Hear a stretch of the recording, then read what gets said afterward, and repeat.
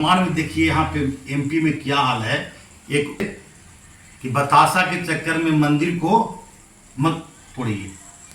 एक बार फिर से आप सबका स्वागत है द अशोका टाइम्स में। और आज और अभी के मेहमान हमारे हैं वीरेंद्र गोप जी। वीरेंद्र गोप जी राजद के समर्पित कार्यकर्ता रहे हैं। गया जिला से लेकर के राज्य की राजनीति में सक्रिय रहे, संगठन में सक्रिय रहे। जिला अध्यक्ष से लेकर के प्रदेश में महासचिव तक का सफर इन्होंने किया है और वर्तमान में प्रदेश के महासचिव हैं। राजनीति की बात करें तो इनकी दावेदारी पार्टी लेवल पे या आम जनों के बीच काफी मजबूत है। माना जा रहा है कि यदि वर्तमान विधायक का टिकट कटता है अतरी से, तो यदि कोई सबसे पहले दावेदार होंगे पार्टी में तो वो ये। इतना ही नहीं, चर्चा इस बात की भी है कि जो अतरी में हमेशा एक बात का हम जिक्र करते हैं कि अतरी के लोग बाहरी को स्वीकार नहीं करते, तो उसमें भी ये परफेक्ट बैठते हैं। ये अतरी से हैं और खिजरसराय से। एक और सेंटीमेंट है कि खिजरसराय हमेशा कभी बेलागंज में कभी अतरी में घूमता रहा है और ऐसे में इनकी दावेदारी मजबूत हो जाती है। हम सीधे सीधे इनसे बात करेंगे। सबसे पहले आपका स्वागत है सर द अशोका टाइम्स में। बहुत बहुत धन्यवाद, आपका भी स्वागत है। और सीधे बात राजनीति की हो रही है, पॉलिटिक्स की हो रही है, तो सबसे पहले तो हम यही चाहेंगे कि आपको क्या लगता है कि क्या आप उम्मीदवार हैं या पार्टी आपको उम्मीदवार बना रही है? देखिए, मैं सबसे पहले आपको बता दूं, हम लोग अभी एक एम पर काम कर रहे हैं और वो है इस बार 2025 का जो चुनाव होने वाला है वो बहुजन बनाम मनुवाद के खिलाफ।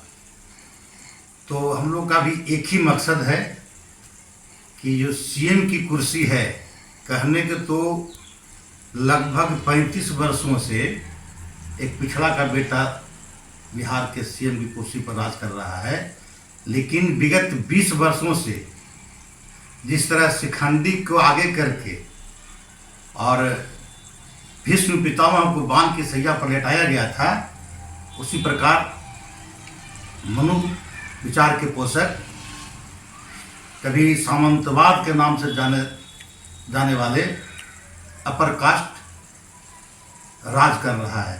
तो हम लोग का भी एक ही मकसद है, तेजस्वी यादव जी जो जुआ के लिए, बहुजन के लिए लड़ाई लड़ रहे हैं और बहुत अच्छा सोच रखते हैं कि हमारा बहुजन समाज कैसे आगे बढ़े, बहुजन का बेटा कैसे आगे बढ़े, उनको पहला मकसद है सीएम की कुर्सी पर बिठाना, बाद में उम्मीदवारी और चुनाव। अच्छा, ये आप सीधे सीधे कहना नहीं चाहते हैं, लेकिन यदि उम्मीदवार बदला तब हम कह रहे हैं कि आपकी दावेदारी मजबूत होती है। मैं तो बता रहा हूँ, हम पार्टी के सच्चा सिपाही हैं।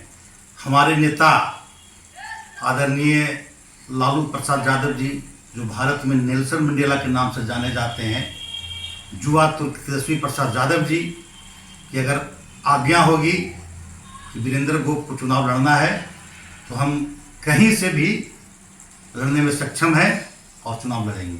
तो कहीं से भी, बिहार के किसी कोने से आपको? नहीं, उतना बड़ा ज्यादा नहीं है, लेकिन गया के जो 10 विधानसभा में है, इसमें 3 तो आप रख लीजिए रिजर्व है, 7 में 4 हमारे अभी वर्तमान में सीटिंग है, लेकिन इस 7 में कहीं भी हमको अगर टिकट देती है पार्टी तो चुनाव लड़ेंगे। चलिए, आपने ये स्पष्ट कर दिया कि गया के किसी भी विधानसभा जो आरक्षित नहीं है, वहां से यदि पार्टी आपको मौका देती है तो आप चुनाव लड़ेंगे। आप अतरी से हैं, हम अतरी पे ही बात कर रहे हैं घूम फिर करके, कि यदि आपको अतरी से उम्मीदवार बनाया जाता है और आप अतरी के विधायक होते हैं, अतरी के लोग आपको मौका देते हैं, पार्टी मौका देती है, उसके बाद लोग मौका देते हैं, तो अतरी के लिए आपकी 5 प्राथमिकताएं क्या रहेगी? मैं आपको बता दूं कि भी वर्तमान में एमएलए हम नहीं हैं, लेकिन हमारे दल के एमएलए हैं जी। उसके बाद भी हमसे जहाँ तक बना है अत्रि कैसे डेवलप करे, और 5 प्राथमिकता जो है अगर सरकार बन गई तो सबसे पहले अत्रि में एक रेफरल हॉस्पिटल का निर्माण में प्रमुख प्राथमिकता रहेगी। उसके बाद अभी देखिए ढंग का एक ग्रेजुएशन कॉलेज नहीं है वहाँ पे, तो उस कॉलेज का निर्माण करना होगा। उसमें मैं अथक प्रयास करूँगा कॉलेज का निर्माण हो, मैं विधायक रहूँ या न रहूँ, लेकिन मेरी कोशिश रहेगी सिर्फ सरकार अगर बन गई तो डिग्री कॉलेज। जानकारी के लिए बता दें सर कि हम डिग्री कॉलेज के लिए खुद वहाँ संघर्ष किए हैं और डिग्री कॉलेज एक निर्माणाधीन है, लेकिन आज भी 3 ब्लॉक डिग्री कॉलेज विहीन रहेगा, वहाँ जरूरत पड़ेगी। बात हमने किसी एक ब्लॉक की बात नहीं मैंने की, वही कहा, अत्रि विधानसभा की बात कही कि 3 ब्लॉक आज भी है। हाँ वो होगा। फिर हम पलायन का दंश क्या होता है, क्योंकि आप भी अत्रि विधानसभा क्षेत्र से आते हैं, और अत्रि के युवा कितना बेरोजगार है और रोजगार के अभाव में अपने परिवार से, माता पिता पत्नी बेटा बेटी से दूर रहता है। तो कोशिश रहेगी कि उनको अपने क्षेत्र में ही या अपने जिला में ही रोजगार मिल जाए, बाहर जाना नहीं पड़े। ये भी मेरे, हाँ तो मैं बता रहा था कि डिग्री कॉलेज और रोजगार, एक चीज वहां पे आप देख रहे होंगे, सिंचाई की जो समस्या है विकराल रूप धारण किए हुए, क्योंकि हमारा विधानसभा खास करके, ऐसे तो पूरा देश एक कृषि प्रधान देश हमारा देश है, लेकिन खास करके अत्रि विधानसभा पूर्ण रूपेण कृषि पर आश्रित है। कृषि आश्रित। तो सिंचाई का उत्तम व्यवस्था हो, उस पे सर जो वर्तमान भौगोलिक स्थिति है अत्रि की, वहाँ सिंचाई के साधन डेवलप कैसे होंगे, ये मायने रखता है। क्योंकि अभी वर्तमान विधायक आपके हैं, हो सकता है फिर आपके ही विधायक हों, तो उनके नज़र में जाए कि हाँ ये व्यवस्था अत्रि के लिए फिट बैठता है और वो उनकी तरफ प्रयास भी करें। देखिए बिथो बियर बांध आंदोलन का भी नाम सुने हुए आप, तो सबसे पहला प्राथमिकता अगर बिथो बियर बांध बन जाता है फल्गु नदी में, और उसके बाद आप गाहे बगाहे देखते होंगे, हम मीडिया के माध्यम से, पत्राचार के माध्यम से, जो उल्टी गंगा बहाई गई है उसका 25% भी खर्च नहीं होता, और इंद्रपुरी बराज से फल्गु में पानी आसानी से आ सकती थी। इंद्रपुरी मतलब सोन बराज। हाँ, इंद्रपुरी बराज से फल्गु नदी में आराम से पानी आ सकती थी। तो वो प्रयास रहेगा, और प्रयास नहीं, एमएलए एमपी बनना अलग बात है, लेकिन हम लोग, हमारे नेता इस बात पर रखे हैं और प्रस्ताव दिए हैं, उन्होंने आश्वासन दिया है कि चुनाव खत्म होने दीजिए, हमारी सरकार आने दीजिए, पहला पूरे बिहार में अगर कोई योजना सबसे पहले पारित होगी तो इंद्रपुरी बराज से फल्गु नदी में पानी गिराया जाएगा और बिथो बियर बांध बनाया जाएगा। बिथो बियर बांध अगर बन जाती है तो नैली टाल जो है उसको विकसित किया गया था डैम के रूप में, लेकिन पानी के अभाव में पड़ा हुआ ऐसे, इस बार तो पानी वहां तक पहुंचा है, तो वो भी कामयाब हो जाएगी। और हम समझते हैं कि 75% सिंचाई की समस्या इससे दूर हो जाएगी। बथानी और खियसराय, बथानी खियसराय का मोड़ा के लिए तो ये जो नल जल, ये क्या कहते हैं, गंगा उद्यान, हाँ, जो मोहड़ा में बनाया गया है, तो वहाँ के किसान आंदोलित थे उससे पानी हमको सिंचाई की मिले, लेकिन इधर मैं नहीं बता सकता क्या स्थिति है, लेकिन उसके लिए भी वहाँ पे संघर्ष किया जाएगा। और उम्मीद है कि चूँकि हमारे नेता का ही ये कहना है, सिंचाई, दवाई, पढ़ाई, कार्रवाई और सुनवाई की सरकार होगी, वो होगा। बड़ी संख्या में लोग अत्रि से चुनाव लड़ने को लेकर के विभिन्न पार्टियों से, आपके भी पार्टी से और अन्य पार्टियों से भी सक्रिय है, उनको आप क्या कहना चाहें? देखिए हमारे दल से जो दल में काम कर रहे हैं और समर्पित भाव से काम कर रहे हैं, तो सबका अधिकार है कि भाई हम टिकट नेता से मांगे, चुनाव लड़ें, लेकिन आखिरी निर्णय लेना है नेता को। नेता जिसे अपना सिंबल देंगे वो चुनाव लड़ेगा। और रह गई बाहरी लोग भी जो हैं, आजकल देख रहे हैं कि पहले लोग ठेकेदारी करता है, जमीन का ब्रोकरी करता है, थोड़ा सा पैसा हो गया तो सीधे चुनाव मैदान में जाना चाहता है, पैसे का बल दिखा करके, धन बल का प्रयोग करके। लेकिन अतिरिक्त जनता वो पहले ही दिखा चुकी है कि हाँ, धन बल से कोई प्रभाव नहीं पड़ेगा।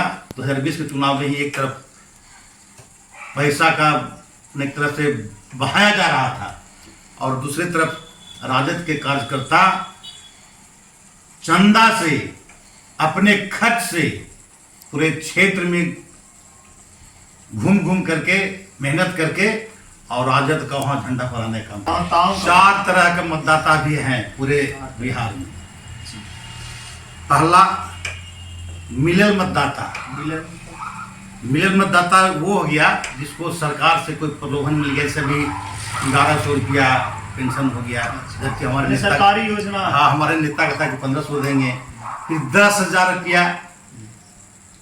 अब लोग ढिढोरा पीट रहा है कि हर एक महिला को 10,000 रुपया दिया गया, ये हो गया मिलल मतदाता, समझ गए। जबकि वो लोन है, अनुदान नहीं है।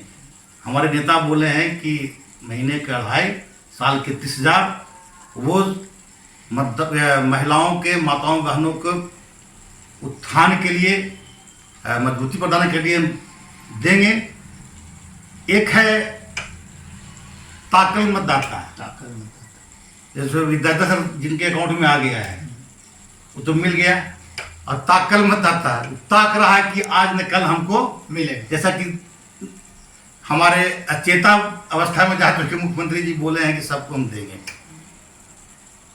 2 तरह का हो गया। तीसरा मतदाता जो है मांगल मतदाता, वो है कि हम अगर चुनाव में गए, क्षेत्र में गए, वर्क भी करने गए अपने उम्मीदवार का, अपने प्रत्याशी का, अपने दल के प्रत्याशी का, तो ऐसी वोट दे, वो कोई ढीला करे, उसको विकास से कोई मतलब नहीं है, उसके घर के आगे गड्ढा है, वो समतल होगा कि नहीं मतलब है, उसको तत्काल से फायदा चाहिए। 1000, 5000, 500, 2000 वो गया ताकत मतदाता है। एक वो है न्यूट्रल मतदाता। आज ट्रेंड बन गया है कि किसी के घर में शादी ब्याह हो या और कोई कार्य हो समाज का, तो वो पहले जाकर विधायक के यहाँ कार्ड लेकर के, अब बेचारा विधायक हम समझते हैं कि एक लगन में कम से कम 500 न्योता से कम नहीं पूरा करता है, समझ गए। अब आप हमारे के यहाँ मान लिया कि कार्ड लेकर आए, हमको मजबूरी कि अगर नहीं जाएंगे संजीत बाबू घर तो कल चुनाव में जाएंगे तो यहाँ तो गिल हमारा ही थ्रेटिंग होगा। तो ये ट्रेंड जो है खास करके बहुजन समाज में, पिछड़ा वर्ग में बहुत ज़्यादा बढ़ गया है। इसका नुकसान अभी तो हो ही रहा है। हम देख रहे हैं कि हमारे आने वाला जो पीढ़ी है इतना भारी नुकसान झेलेगा, इतना भारी खामियाजा उसको भुगतना पड़ेगा कि चूंकि भाजपा जो है प्रलोभन दे करके, खरीद करके, हमारा वोट खरीद करके आज राज कर रहा है, और धीरे धीरे जो संविधान में हमें अधिकार मिला था उसको समाप्त करते जा रहा है। अब देखिए ना, क्या कहते हैं, सुदामा आरक्षण जिसको हम कहते हैं 10% EWS, वो क्या है? सुदामा आरक्षण है। अरे भाई, पहले से उसको 50% मिला हुआ था, 10% फिर उसको मिल गया। वहां पे उसको मेधावी जो है कि नहीं जाता है। अगर जो पहले मिल रहा था OBC को, SC ST को, तो कह रहा था कि मेघा जो है बर्बाद हो रहा है आरक्षण के चक्कर में। लेकिन अब जो है सबसे पहले वही है। हमारे लोग, हमारे नेता लालू जी कहा करते थे कि बतासा के चक्कर में मंदिर को मत तोड़िए। लेकिन बतासा के फिर में कोई जदयू में जा रहे हैं टिकट के लिए, भाजपा में जा रहे हैं, कोई मांझी जी के पास जा रहे हैं, कोई कुशवाहा जी के पास जा रहे हैं। अभी वर्तमान में देखिए यहाँ पे एमपी में क्या हाल है। एक पिछड़ा वर्ग का बेटा मोहन यादव मुख्यमंत्री है और पूरे देश में कुछ प्रदेशों को छोड़कर पूरे देश में 27% आरक्षण ओबीसी को मिल रहा है। उन्होंने सिर्फ कहा है कि हम डंके की चोट पर 27% यहाँ आरक्षण ओबीसी को देंगे। अभी वर्तमान में 14% मिल रहा है और जिस दिन से वो बोले हैं उस दिन से मनु के वंशज सोकोज सभ्रांत वर्ग वर्चस्ववादी लोग पूरा उनको ट्रोल करा रहा है।